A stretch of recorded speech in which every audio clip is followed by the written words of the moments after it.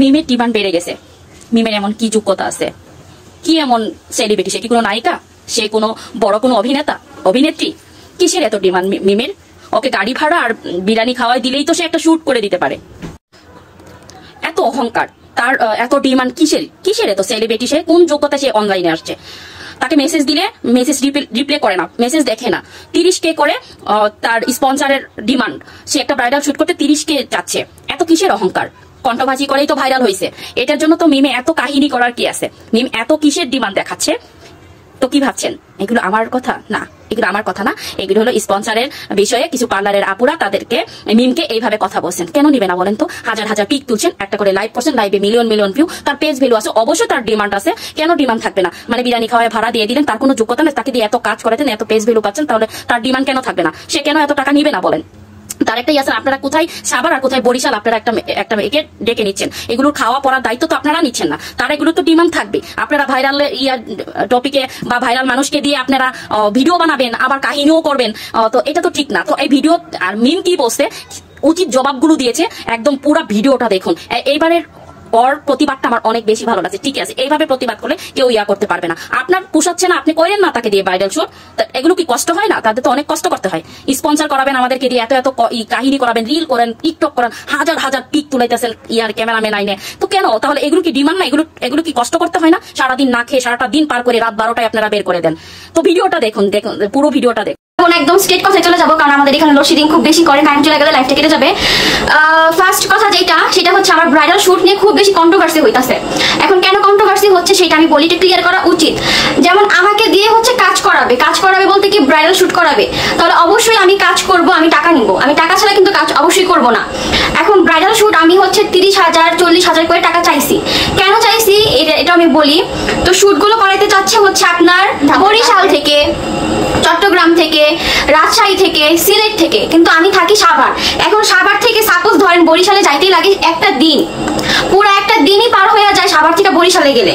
তাহলে আপনি চট্টগ্রাম দেখেন, কুমিল্লা দেখেন, তারপরে সিলেট দেখেন, এইখানে যাইতে কতটুকু সময় লাগবে আপনারাই কাউন্ট করেন। যদি আমরা এখান থেকে ভোর 6টা বা 5টার দিকেও একটা ব্রাইডাল লুক দিতে 1 ঘন্টার মতো টাইম লাগায় কিনা? ঘন্টা লাগায়, 1 ঘন্টা। আমি আনুমানিক বললাম যে 1 ঘন্টার মতো টাইম লাগায়। এখন এই যে পেজের যে ওনাররা আছে, এনারা যে আমাদেরকে নিয়ে যায় বা আমাকে নিয়ে যায় ব্রাইডাল শুট করাইতে, তাদের কাজটা কি জানেন? জাস্ট বসে বসে মেকআপটা করে দিবে, একটা মেকআপ লুক দিবে, এতটুকুই তার কাজ শেষ। তারপরে কষ্টের কাজ হচ্ছে সব আমার। তারা হচ্ছে ফটোগ্রাফার নিয়ে আসে, ভিডিওগ্রাফার নিয়ে আসে, একটা মানে ফটো কিন্তু একটা দুটো তুলে না, কয়েকটা হাজার ছবি পোজ দিতে হয়।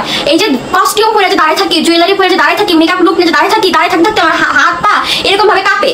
আমারটাই বলতেছি যে আমার নিজেরই হাত পা কাঁপে যখন আমি ফটোশুটের পোজ গুলো দেই। একটা গেল, আর ভিডিও আমাদের বাসায় আসতে আসতে রাত 12টা বাজছে। এখন কথা বলে অনেক কথাই বলা হবে আপনাদের জন্য, শুধুমাত্র আপনাদের জন্য। কিছু কিছু ফালতু মার্কা পেজ ওনাদের জন্যই কথাগুলো বলা। এই যে আমরা মেয়ে মানুষ যে যাই আপনাদের ওইখানে, আমাদের শুট শেষ করি, আপনারা কি কখনো বলছেন যে তোমাদের তো বাসায় ফিরতে ফিরতে রাত হয়ে গেছে, যেটা মেয়ে মানুষ তোমরা কিভাবে যাবা? তোমাদের সেফটিটা কি? এই যে এখন যে বাসায় তোমরা তো আসছো দিনের বেলায়, কিন্তু যাবা যে রাত্রেবেলা, তোমাদের কি সেফটি? এই যে রাস্তায় যে কোনো দুর্ঘটনা ঘটবে না বা তোমাদের যে কোনো বিপদ আপদ হবে না, তার কোনো সিকিউরিটি আছে? তারপরে দেন কোন একটা স্রোতের মতো ভাইসা আসছে, তারে কয়েকদিন আগেও মানুষ চিনতো না, সে রেমুনেশন চায় 40,000 টাকা। আপনি তো হোটেলের মধ্যে থাকতে হবে, এই হোটেলে থাকতে একটা রাত্রে থাকতে গেলে তো চাই হচ্ছে আপনার 13,000 টাকা, 15,000 টাকা, কিছু পাইলে হয়ে গেল। মিমাপুকে হচ্ছে নক দিছিলাম, সে হচ্ছে চাই 30,000 টাকা, 40,000 টাকা। এত টাকা তাকে কেন তুমি আইনো না? তোমাকে বলতেছি না যে আমাকে নাও, আমাকে সাজাও, আমাকে নিও না ভাই, কিন্তু নিজের আগে ছাত্রামে কইরা মিমাপুরে নক দিছি, মিমাপুর রিমুনেশন চাইছে এত টাকা। এটা নিয়ে ভিডিওর মধ্যে পেজের মধ্যে পোস্ট করে দিলাম, মানে ভাইরাল হওয়ার ফোন দিয়ে পেজের মধ্যে দিলাম পোস্ট করে। কেন পোস্ট করলো? যে মিমকে নিয়ে কথা বলছি, মানে তো হচ্ছে নিচে নামানোর জন্য কত রকমের চেষ্টা করতেছে। এই যে তারপর আমি বলি আমার স্কিন, হ্যাঁ ভাই, আমি এই যে ব্রাইডাল শুটে যাওয়ার আগে আমার স্কিন এত ভালো ছিল, স্কিনের মধ্যে একটা দাগ ছিল না, একটা পিম্পল ছিল না। আমি যে ব্রাইডাল শুট করতে আমার এই যে স্কিনের দেন কি অবস্থা। এই স্কিন কেয়ারের জন্য যে প্রোডাক্টগুলো লাগে, এগুলো টাকা দিয়ে কিনতে হয় না। মানে নাকি চিনে কোনো মানুষই চিনতো না আমাকে, নাকি কন্ট্রোভার্সি করে নেওয়া, যাদের বেশি মনে হবে তাদের নেওয়া দরকার নাই, কন্ট্রোভার্সি করারও দরকার। কন্ট্রোভার্সি পরে নাকি আমাকে মানুষ চিনছে, যার জন্য আমি হচ্ছে আমার ডিমান্ড বাড়াই দিছি। আমি নাকি বাংলাদেশের দ্বিতীয় বারিশা হক। বারিশা হকের লাগে আমার তুলনা করতে ভাই। বারিশা হক কি উনি কি মানুষ না? উনি কি স্ট্রাগল করে এখানে আসে নাই? তাহলে কি আপনারা এমনি চিনছেন? আমি সেই সোশ্যাল মিডিয়ার মধ্যে আসি হচ্ছে 2021 সাল থেকে, তখন থেকে আমাকে মানুষ চিনে না। হয়তো বা কন্ট্রোভার্সির পরে একটু মানুষের মনে নাড়া দিছে খুব বেশি করে, যার জন্য আমাকে একটু ভালোবাসে। এখন এই যে মানুষ আমাকে ভালোবাসে দেখে আপনার নিচে নামাই দিবেন? আমি চাইছিলাম না যে এই জিনিসটা নিয়ে কোনো ভিডিও বা লাইভ করতে, কিন্তু বিশ্বাস করেন পেজের মধ্যে ঢুকলে খালি একই কাহিনী। মিমাপুরের নক দিয়েছিলাম, মিমাপু 30,000 টাকা চাইছে, মিমাপু 40,000 টাকা চাইছে, মিমাপু এত টাকা চায়, মিমকে দিয়ে এত টাকা দিয়ে সাজাতে পারবো না।